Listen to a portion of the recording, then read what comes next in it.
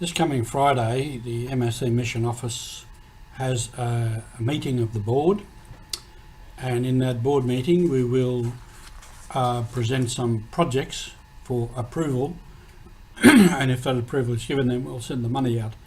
We've already processed them and calculated how much money we have for each project category, and we'll be allocating monies to those things.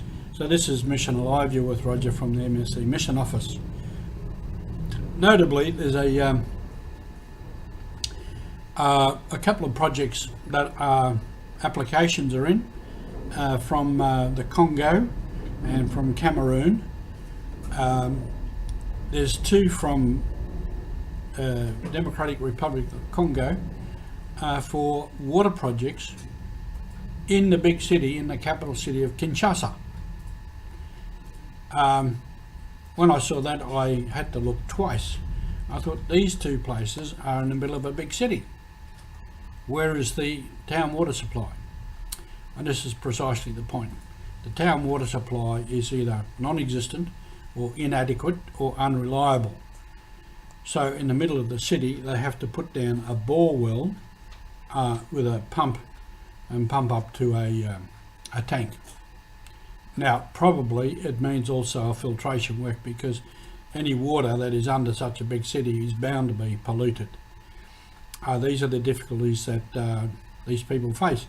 In Cameroon, next door, there are two in one in the parish, and one for the MSC novitiate. A similar thing.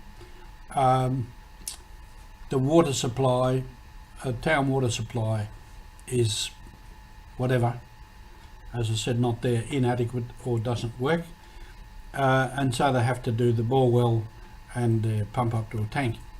So these are some of the realities of these places, where, as in Australia here, we turn a tap on, we can rightly expect to have water.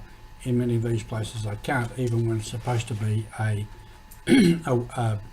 municipal water supply.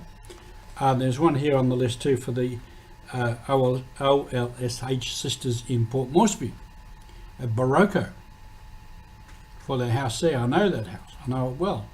It's right in the middle of the big city, a capital city. They need water tanks. And I thought to myself, what's happened to the water supply? I know what's happened to the water supply. It's unreliable.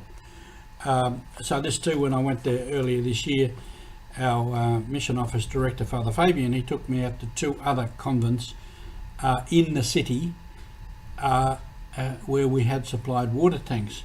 Now, what they do, they are connected up to the roof system with gutters and pipes to fill up when it rains, but they're also connected to the town water supply, so that when there is water, when the water is flowing, then the tanks fill up and they have water, because they can go for on and off for days or for longer periods of time where there is no water supply, either because there's problems with the water supply coming from up in the mountains, or for other reasons, that there's a breakdown in the water supply within the city system. So these are not new problems where you would expect there to be a proper water supply. There isn't. And I think I might have told the story in India. We went out to a remote place and we pulled in. There was a little church, and we pulled in and there was a big yellow tank. Big yellow tank, must have been a couple of 1,000 litres. And I said, he said, our tank. And they said, no, don't worry about that, Father. That's the government. The government put in all these tanks. There's never any water in there. And when there is water, it's polluted. So, and I said, well, where's our water? And they said, it's over there, over the back there.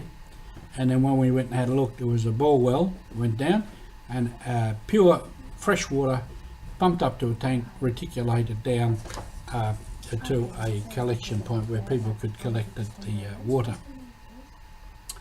So these are some of the projects that we have to look at, and these are some of the needs that we have to answer to keep people supplied with water. And that's a big part of our mission, to give people proper, clean water and a decent way of life. Thank you for being with us. Thank you for your support. Keep up your support to us. We need everything that you can give us. Thank you.